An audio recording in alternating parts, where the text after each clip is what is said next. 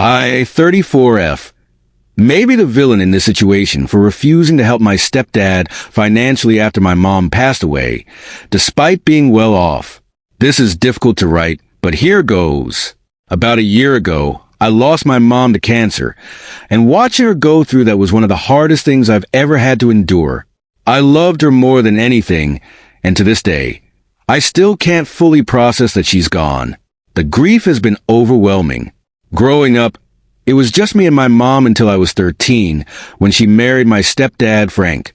From the very beginning, Frank made it clear that he didn't want anything to do with me. He wasn't outwardly abusive, but he made my life hell in subtle, consistent ways. It felt like I was an unwanted guest in my own home. He never wanted to see or hear from me, and the only time he would speak to me was to give me orders. By the time I turned 14, Frank had essentially turned me into the household maid. I was responsible for all the cleaning, cooking, yard work, and running errands, while he sat in his chair, watching TV, and treating me like his personal servant.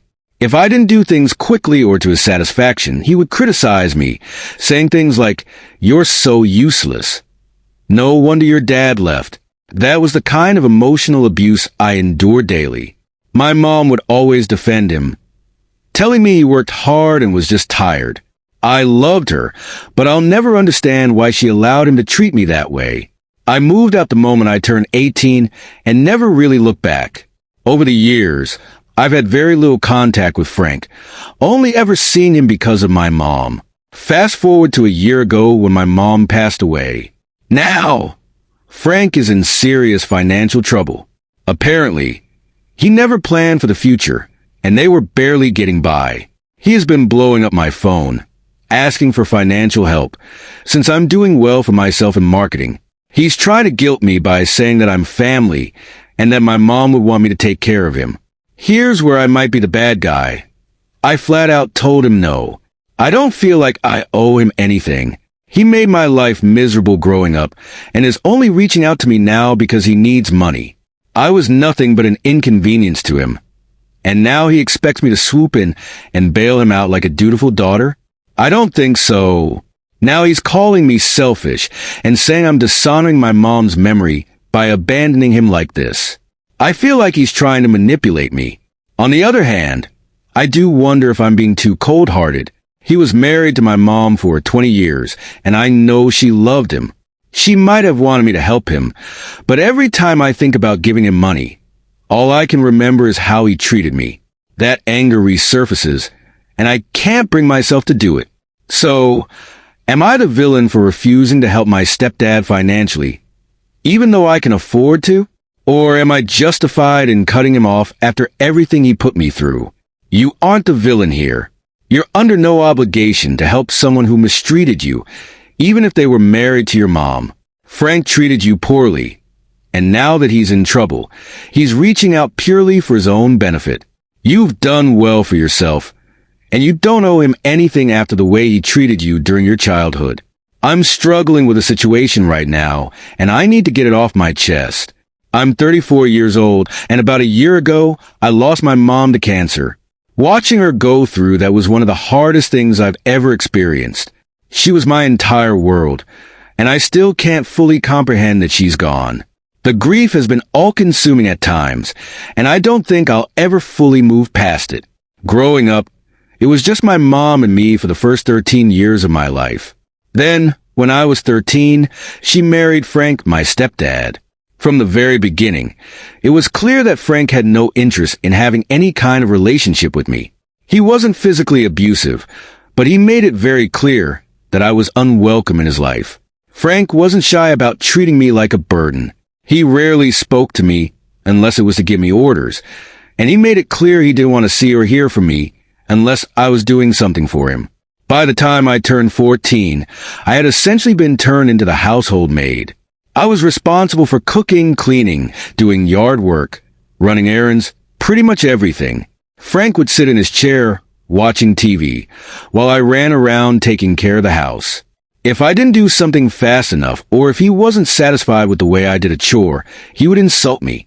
He often said things like, "You're so useless. No wonder your dad left." Hearing those words was like a knife to the heart. It was emotional abuse, and it cut deep. My mom, who I love more than anything, always defended him. She would say that he worked hard and was just tired, that he didn't mean the things he said. I never understood why she let him treat me that way, but I didn't want to upset her, so I just kept quiet and did what I was told. The moment I turned 18, I left home and didn't look back. Since then, I've had almost no relationship with Frank. The only time I ever saw him was when I visited my mom, and even then, I kept my interactions with him to a minimum. A year ago, when my mom passed away, everything changed. Now, Frank is in serious financial trouble. Apparently, he hadn't planned for anything, and they were barely getting by even when my mom was still alive. I guess he assumed she'd always be there to take care of things. Over the past few months, he's been blowing up my phone, asking for help with his bills. He says that since I'm doing well financially, I work in marketing and have been successful in my career, I should help him out because, according to him, we're family. He keeps emphasizing that my mom would have wanted me to take care of him, and that it's my duty to help him now. Here's where things get complicated. I told him no. I don't feel like I owe him anything after the way he treated me growing up. He made my life miserable, and the only reason he's contacting me now is because he wants something from me.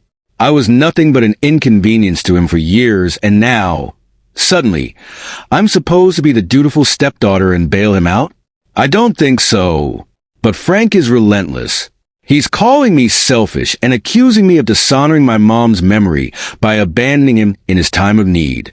He's trying to guilt-trip me, saying things like, "Your mom would be so disappointed in you," and it's messing with my head. A part of me wonders if he's right. My mom did love him, despite everything, and she probably would have wanted me to help him. But every time I think about giving in, I feel this deep, burning anger inside. All I can think about is how he treated me when I was younger, like I didn't matter, like I was a burden. I can't just forget all of that now. I've been talking to my friends and family about this, and I get mixed responses. Some say I'm right to stand my ground, that Frank deserves nothing from me after the way he treated me. Others say that I should help him out, at least temporarily, because he's family, and because my mom would have wanted me to. I don't know what to do. I feel conflicted and guilty, but I also feel justified in my decision. Am I being too cold-hearted? Should I just let go of the past and help him out because my mom would have wanted that? Or am I right to refuse, given everything that happened? I don't know if I'm making the right choice, and it's tearing me apart inside. I have a significant issue that I need to address, and it's been weighing on me for a while. I've been collecting perfume since my teenage years, when I got my first job slinging burritos. Over the years, I've amassed an impressive collection of over 400 bottles. I take great pride in this collection. Not only do I enjoy using the fragrances, but I'm also more than happy to share them with others. I frequently give samples to friends, let people test out a spray, or even gift full bottles on special occasions. However, things took a turn recently when my 17-year-old niece came over to my house, ostensibly to walk my dog. Under that guise, she started decanting some of my bottles and selling the samples to her friends. She seems to think that because I have so many bottles, I wouldn't notice if a few went missing or if there were noticeable dents in some of them. What she didn't realize is that her private Instagram account wasn't as private as she thought. I ended up seeing each and every story she posted, showcasing her little entrepreneurial venture with the stolen samples. I kept track of everything she took and made a rough estimate of their value based on cost per ounce.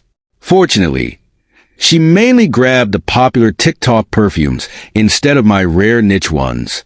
Still, she did manage to take a full 2.5-ounce bottle from a brand that retails for over $300 at most stores, along with several other full bottles that could easily be found at Sephora. When I realized what she had done, I printed out a comprehensive list of everything she had taken, complete with estimated prices, and handed it to my sister, her mom.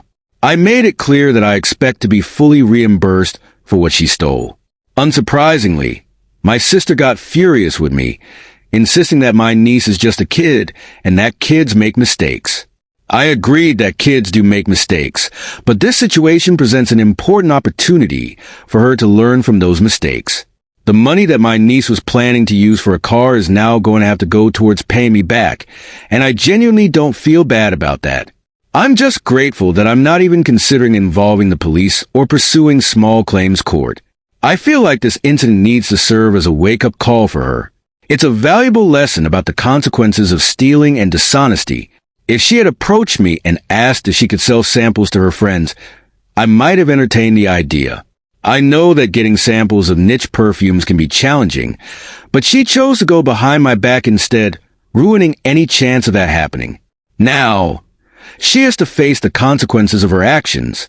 This experience is a significant character-building moment for her, and I believe it will stick with her if she learns from it.